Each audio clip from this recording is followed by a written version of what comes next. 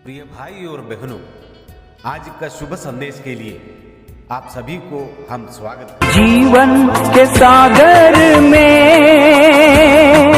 डूबे जब नैया कभी, तूफानी मौजों में चलकर आना तभी। जीवन के सागर में डूबे जब नैया कभी,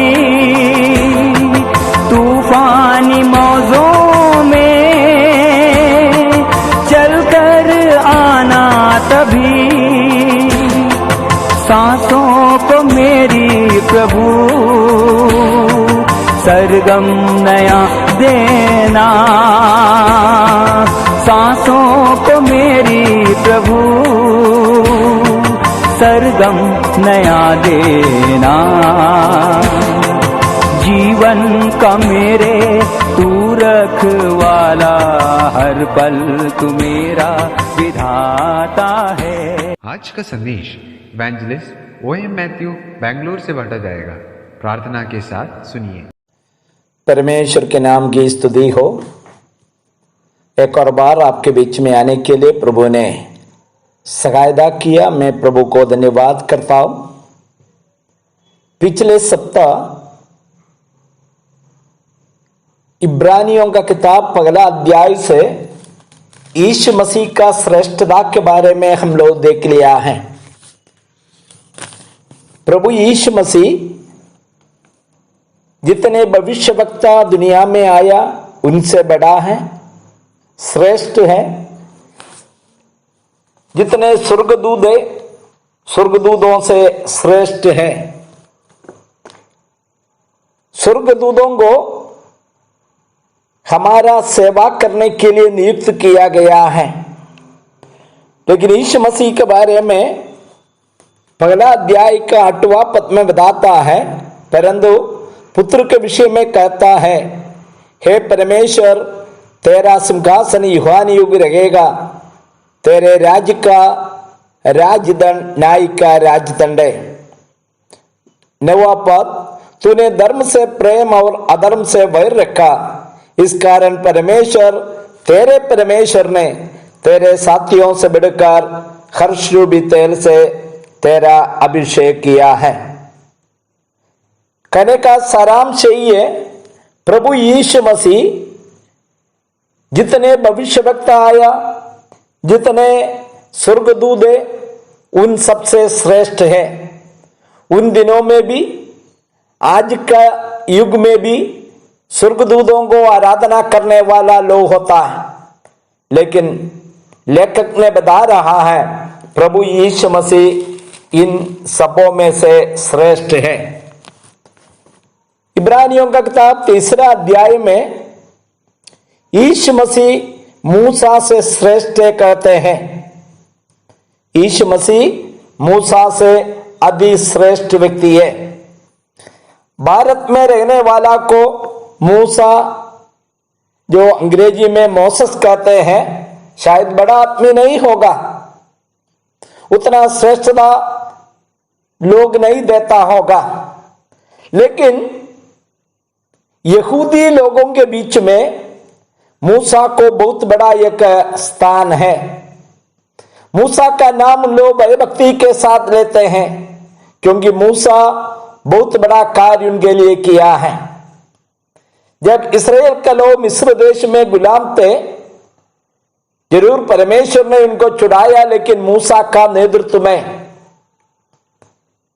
मूसा के द्वारा बड़ा बड़ा चमत्कार करवाया। 10 बाधाएं इस्राएल में भेजकर आखिरी में प्रभु ने मूसा का नेतृत्व में इस्राएल लोगों को छुड़ा करके जंगल में लाया। मरुभूमि में खास करके सीनाई पहाड़ के पास लोगों को खड़ा करके परमेश्वर ने पहाड़ के ऊपर से मूसा को इस्राएल कैसे जीवन बिताना, इसके लिए व्यवस्था दिया, अर्थात 10 आज्ञाएं दिया है।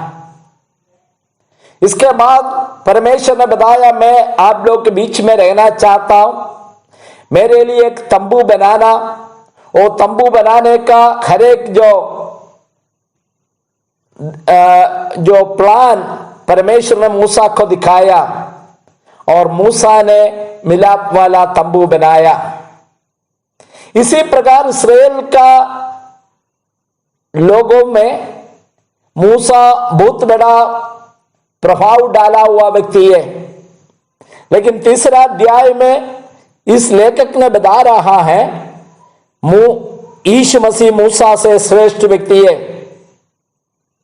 उन्होंने बता रहे तीसरा अध्याय का पहला पद में, इसलिए हे पवित्र भाइयों, तुम जो स्वर्गीय बुलाहट में भागी हो, उस प्रेरित और महायाजक यीशु पर जिसे हम अंगीकार करते हैं ध्यान करना। जब अपने नियुक्त करने वाला के लिए विश्वास योग्य था, जैसा मूसा भी परमेश्वर के सारे घर में था, क्योंकि यीशु मूसा से इतना बढ़कर महिमा के योग समझा गया है जितना कि घर का बनाने वाला घर से बढ़कर आदर रखता है। यहां पर बताता है मूसा तो जरूर विश्वास योग्य रहा, जिस काम में उन्हें नियुक्त किया, विश्वास किया, लेकिन परमेश्वर के नजर में जो यीशु मसीह जो महायाजक है, उन्होंने मूसा से बड़े, उन्होंने सारा परमेश्वर के घर में विश्वास योग्य रहा। उसके बारे में बताते बनाने वाला है, 4 पद में बताता, क्योंकि हर एक घर का कोई ना कोई बनाने वाला होता है, पर जिसने सब कुछ बनाया वह परमेश्वर है। जो सब कुछ बनाने वाला परमेश्वर है, उसके बारे में कहते हुए फिर कहता है मूसा तो परमेश्वर के सारे घर में सेवक के समान विश्वास योग्य रहा। इस्राएल लोगों के लिए मूसा बड़ा होगा, लेकिन परमेश्वर का नजर में वो एक सेवक के रूप में विश्वास योग्य रहा। लेकिन यीशु मसीह के बारे में 6वां पद में बताता, परंतु मसीह पुत्र के समान परमेश्वर के घर का अधिकारी है और उसका घर हम हैं। प्यारे भाइयों, एक घर का अधिकारी के रूप में यीशु मसीह विश्वास योग्य है। इसलिए बाइबल बताता है हम लोग उस महायाजक यीशु पर हम लोग ध्यान करना। मुझे सुनने वाला भाई लोग, इस दुनिया में यीशु मसीह को तुलना करने लायक कोई व्यक्ति नहीं। सारा मानव जाति के लिए उद्धार देने के लिए आया हुआ प्रभु यीशु मसीह दुनिया का सब में से श्रेष्ठ है। आज हम उसका श्रेष्ठता को अंगीकार करते हुए, उसका महत्व को अंगीकार करते हुए हम अपना जीवन को प्रभु के हाथ में समर्पित करें, उसको महिमा दे। यीशु मसीह के मधुर नाम को महिमा हो, प्रभु के नाम की स्तुति हो। आमीन।